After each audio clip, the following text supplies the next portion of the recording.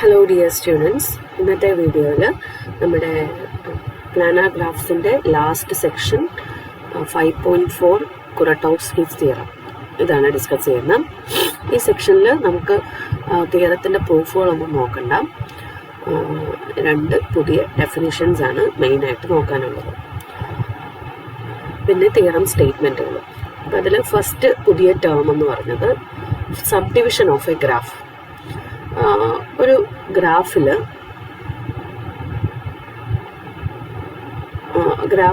ഏതെങ്കിലും എഡ്ജസിൽ പുതിയൊരു വേർട്ടെക്സിനെ ഇൻട്രൊഡ്യൂസ് ചെയ്യുമ്പോൾ കിട്ടുന്ന ഗ്രാഫിനെയാണ്, അതായത് ഇതൊരു എഡ്ജാണ് അല്ലേ, എഡ്ജ് ഇ. ഈ എഡ്ജ് ഇയിൽ ഞാൻ ഒരു പുതിയൊരു വേർട്ടെക്സ് ഇൻട്രൊഡ്യൂസ് ചെയ്തു. ഈ വേർട്ടെക്സിൻ്റെ ഡിഗ്രി എത്രയാണ്? 2 ആണ് അല്ലേ. ആ എഡ്ജിൻ്റെ വേർട്ടെക്സിൽ നിന്ന് പുറത്തോട്ടും വേർട്ടെക്സിലോട്ടും എഡ്ജുകളുണ്ട്, 2 എഡ്ജുകളുണ്ട്. അപ്പോൾ ഇങ്ങനെ എഡ്ജുകളിൽ ഡിഗ്രി 2 ഉള്ള വേർട്ടിസസിനെ ഇൻട്രൊഡ്യൂസ് ചെയ്യുമ്പോൾ കിട്ടുന്ന പുതിയ ഗ്രാഫിനെയാണ് നമ്മൾ sub division of A graph. ഇതൊരു സബ് ഡിവിഷനാണ്, ജിയുടെ സബ് ഡിവിഷനാണ്, ഇതൊരു സബ് ഡിവിഷനാണ്. ഓക്കെ, ഇതിനെയാണ് ഇപ്പോൾ നമ്മൾ സബ് ഡിവിഷൻ. ഇനി ഇത് ഏത് ഗ്രാഫാണ് ഈ താഴെ വരച്ചിരിക്കുന്നത്? നിങ്ങൾക്ക് ഫെമിലിയർ ആണല്ലേ, K33. K33യുടെ സബ് ഡിവിഷൻ ഏതെങ്കിലും എഡ്ജിൽ ഏതെങ്കിലും ഒരു വേർട്ടെക്സ്, 1 or 2 വേർട്ടിസസ്, ഒന്നിൽ കൂടുതലോ വേർട്ടിസസ്, എത്ര വേർട്ടിസസ് വേണമെങ്കിലും ഇൻട്രൊഡ്യൂസ് ചെയ്യാം. ഇതെല്ലാം സബ് ഡിവിഷൻസ് ആണ്. ഓക്കെ, അപ്പം ഞാൻ ഈ എഡ്ജിൽ തന്നെ 2 വേർട്ടിസസ് ഇൻട്രൊഡ്യൂസ് ചെയ്തു, 2ന്റെ ഡിഗ്രി 2 ആണ്. അപ്പം ഇങ്ങനെ കിട്ടുന്ന പുതിയ ഗ്രാഫിനെയാണ് നമ്മൾ sub division of the original graph G എന്ന് പറയുന്നത്. ഓക്കെ, ഇവിടെ ഞാനൊരു വേർട്ടെക്സിനെ ഇൻട്രൊഡ്യൂസ് ചെയ്തു, ഇവിടെ ഒരു വേർട്ടെക്സിനെ ഇൻട്രൊഡ്യൂസ് ചെയ്തു. ഇതെല്ലാം സബ് ഡിവിഷൻസ് ആണ്. ഓക്കെ,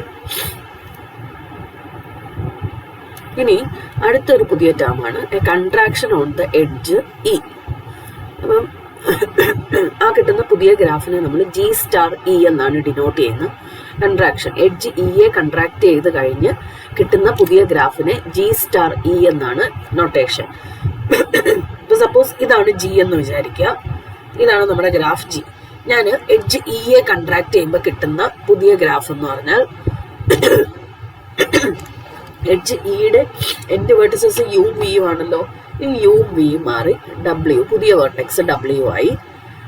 ഇനി വിയിൽ നിന്നും ഇൻസിഡന്റ് ആയിട്ടുള്ള എഡ്ജസ് എല്ലാം Wയിൽ നിന്നും ഇൻസിഡന്റ് ആവണം.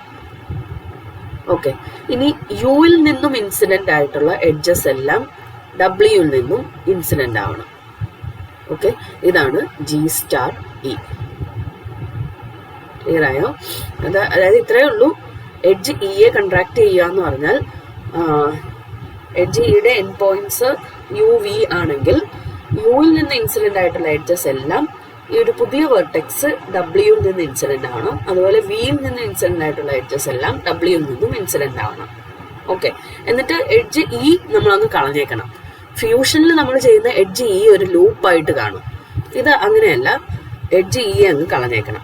ഓക്കെ, അതുപോലെ തന്നെ ഇവിടെ രണ്ടാമത്തെ ഗ്രാഫിൽ ഇത് ജി ആണ്, അങ്ങനെ എഡ്ജ് ഇ ഈ താഴത്തെ ഈ എഡ്ജിനെ കൺട്രാക്ട് ചെയ്യുമ്പോൾ എന്താണ് കിട്ടുന്നത്? അപ്പം നമുക്ക് വേണമെങ്കിൽ യു വിയും കൺട്രാക്ട് ചെയ്ത് W ആയി. ഇനി യുവിൽ നിന്ന് ഇൻസിഡന്റ് ആയിട്ടുള്ള എഡ്ജസ് എല്ലാം Wയിൽ നിന്ന് ഇൻസിഡന്റ് ആവണം. ഇങ്ങനെ ഇങ്ങനെ ഇങ്ങനെ അല്ലേ, ഇത്ര എഡ്ജസ് അല്ലേ യുവിൽ നിന്ന് ഇൻസിഡന്റ് ആയിട്ടുള്ളത്.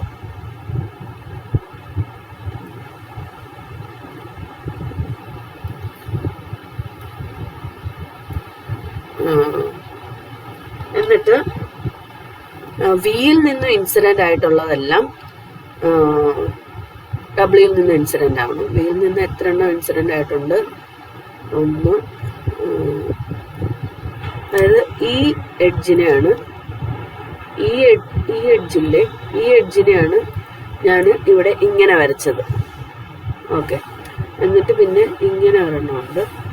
ഇത്രയല്ലേ ഉള്ളൂ വിയിൽ നിന്ന് ഇൻസിഡന്റ് ആയിട്ടുള്ളൂ. ഇനിയെല്ലാം പഴയതുപോലെ വരയ്ക്കാം.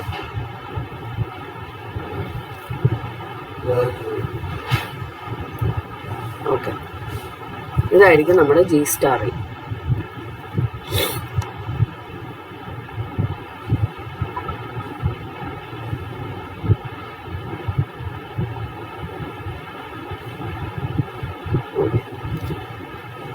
അപ്പോൾ ഇങ്ങനെയാണ് കൺട്രാക്ഷൻ. ഇനി വേറൊരു പുതിയ ടേം, എപ്പോഴാണ് ഒരു എഡ്ജ് ഇയെ കൺട്രാക്റ്റബിൾ എന്ന് പറയുന്നത്? കൺട്രാക്റ്റബിൾ എന്ന് പറയണമെങ്കിൽ കാപ്പ ഓഫ് ജിയും കാപ്പ ഓഫ് ജി സ്റ്റാർ ഇയും സെയിം ആവണം. ഓക്കെ, അപ്പം എന്താണ് kappa of G? Kappa of G എന്ന് പറഞ്ഞാൽ എന്താണ്? Vertex connectivity of the graph അല്ലേ? അപ്പം ഒറിജിനൽ ഗ്രാഫിന്റെ കണക്ടിവിറ്റി തന്നെ ആയിരിക്കണം ജി സ്റ്റാർ ഇയുടെയും കണക്ടിവിറ്റി. അങ്ങനെയാണെങ്കിൽ ഇയെ കൺട്രാക്റ്റബിൾ എഡ്ജ് എന്ന് പറയും.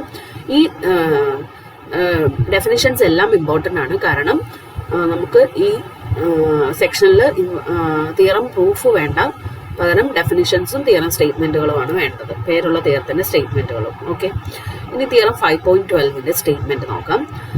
ജി സിമ്പിൾ ആണ്, ഒരു 3 കണക്റ്റഡ് ഗ്രാഫ് ആണ്. 3 കണക്റ്റഡ് ഗ്രാഫ് എന്ന് പറഞ്ഞാൽ എന്താണ്? 3 connected graph kappa of G greater than or equal to 3. Kappa of G 1 2 0 1 2 ആവില്ല, കാരണം 3യോ അതിൽ കൂടുതലോ ആണ്. ജിക്ക് അതുപോലെ കുറഞ്ഞത് 5 വേർട്ടിസസ് ഉണ്ട്. അങ്ങനെയാണെങ്കിൽ ജിക്ക് ഒരു കൺട്രാക്റ്റബിൾ എഡ്ജ് ഉണ്ട്. അതായത് ജിക്ക് കൺട്രാക്റ്റബിൾ എഡ്ജ് ഉണ്ടാകാനുള്ള ഒരു സഫിഷ്യന്റ് കണ്ടീഷനാണ് പറഞ്ഞിരിക്കുന്നത്. എന്താണ്? കുറഞ്ഞ 5 വേർട്ടിസസ് ഉള്ള ഒരു സിമ്പിൾ 3 കണക്റ്റഡ് ഗ്രാഫാണ് ജി. അങ്ങനെയാണെങ്കിൽ ജിക്ക് കൺട്രാക്റ്റബിൾ എഡ്ജ് ഉണ്ട്. ഓക്കെ, ഇനി തിയറം 5.13.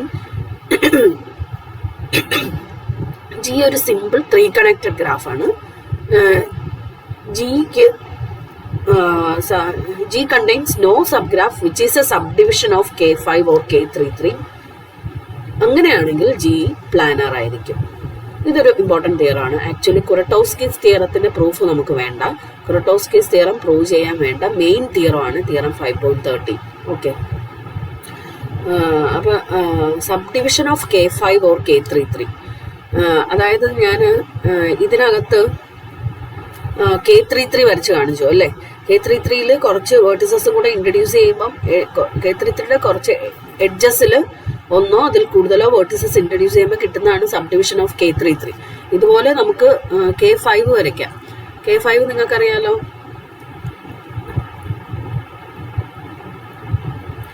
ഇതാണ് K5 അല്ലേ?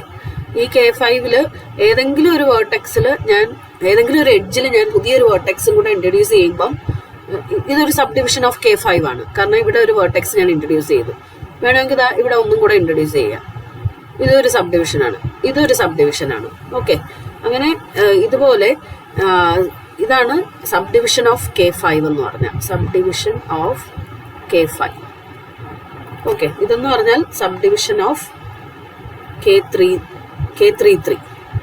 ഇതുപോലെ K5ന്റെയോ K33യുടെയോ സബ്ഡിവിഷൻ ജിക്ക് സബ്ഡിവിഷൻ സബ്ഗ്രാഫ് ആയിട്ട് ജിക്ക് ഇല്ല എങ്കിൽ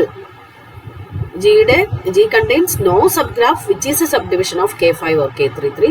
അങ്ങനെയാണെങ്കിൽ ജി പ്ലാനർ ആവും. ജി പ്ലാനർ ആവാനുള്ള ഒരു സഫിഷ്യന്റ് കണ്ടീഷനാണ് കൊടുത്തിരിക്കുന്നത്. ഓക്കെ, ഒരു സിമ്പിൾ 3 കണക്റ്റഡ് ഗ്രാഫ് പ്ലാനർ ആകാനുള്ള സഫിഷ്യന്റ് കണ്ടീഷൻ.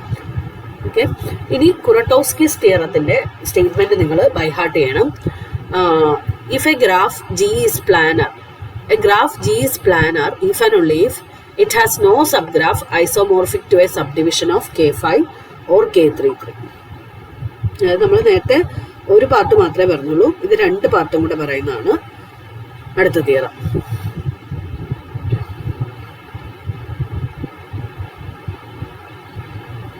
ഒരു ഗ്രാഫ് a